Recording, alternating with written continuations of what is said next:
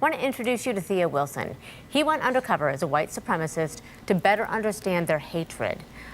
Theo, thank you so much for being here. It's always good to have you. We talked with you last year at this time. And because of that, I want to ask you, first of all, what surprised you most about the people that you were in communication with? What surprised me most is how hatred backfires on the hater immediately. Of all the guys that were in the alt-right that I was studying and all the guys who were trolling me when I was making Black Lives Matter content, the thing that struck me was that none of them are happy, and that the emotional entanglement in white identity causes great suffering for these people in and of itself. And it comes out as rage, it comes out as anger, and it comes out as hatred. But what's most alarming was that none of these guys were fulfilled in living their best lives. And that was kind of ironic to me when I was doing my research and going undercover. Did anybody want to? I mean, what kind of conversations are they having? The kind of conversations that they're having are basically based on blame, and they are centered around the fact that America, sadly, is an ahistorical society. When I go around the country speaking at universities, what I find is that there's a gigantic vacuum when it comes to the history of people of color. They don't know about, even here in Colorado, the Sand Creek Massacre, the burning of Black Wall Street. None of that stuff is taught, and therefore you lose context in the present moment. History contextualizes the now, and when you lose that, you have this vulnerability, especially in the age of the internet, of people falling for new school Mein Kampf ideas, getting rebranded as something brand new, and they don't realize how they've been baited into being on the wrong side of history yet again. So 1 year ago, we talked about this. Yes. We're now a year later. Do you get a sense that anything has changed? What I do get a sense of, and I think that this was very interesting with the Charlottesville rally, in a way, the far right imploded on itself. I remember the atmosphere in the country being as something of that they might have a valid political voice.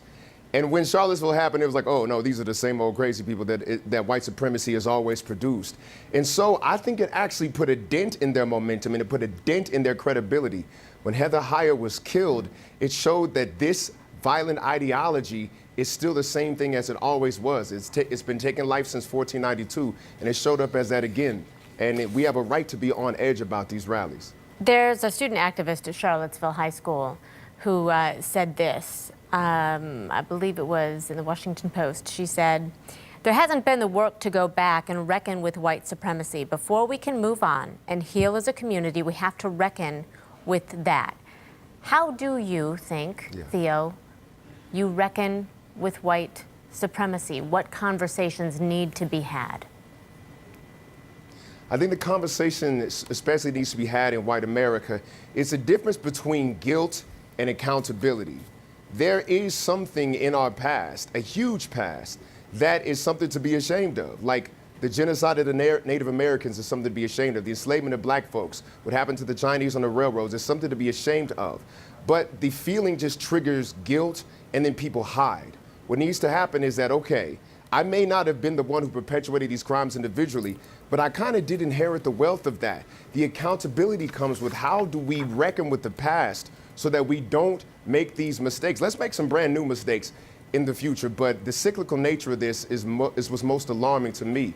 You have to be able to distinguish emotionally between shame and guilt and accountability for what you've inherited. I think that's a very important conversation. Okay, and that's what is interesting here as well, because another article in this Washington Post article, another moment in it takes on institutional racism, saying, listen, it exists. Yes. They say the city and the university have not come to terms with their history of being built, enriched, and sustained by enslaved people, and remaining for much of the 20th century segregated institutions that celebrate the vestiges of the Confederacy rather than casting them aside. What do you think holds people back from that acknowledgement that needs to be made? And can you move forward without the acknowledgement?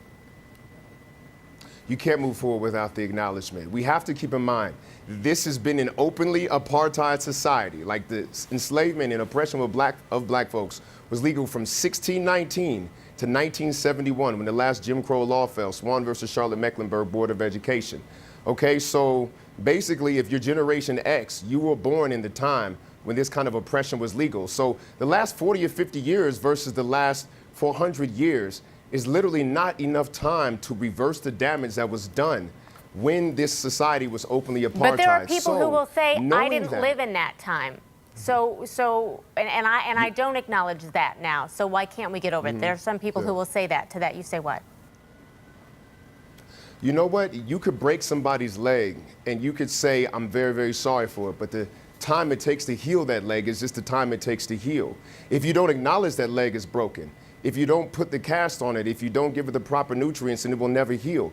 This society has a habit of denial. It has a habit of defensiveness. It has a habit of wanting to live in the pie in the sky fantasy of what this country often portrays itself to be versus the brutal reality of what this has been for a long time. And you don't get to escape from that just because you don't want to see the damage that has been done to people of color. Eventually, Theo. you have to face it because we are the living echoes. Yes. Theo, I thank you so much. I'm sorry we've run out of time, but I just want to say I appreciate you That's all being right. here and sharing. Thank you for being here.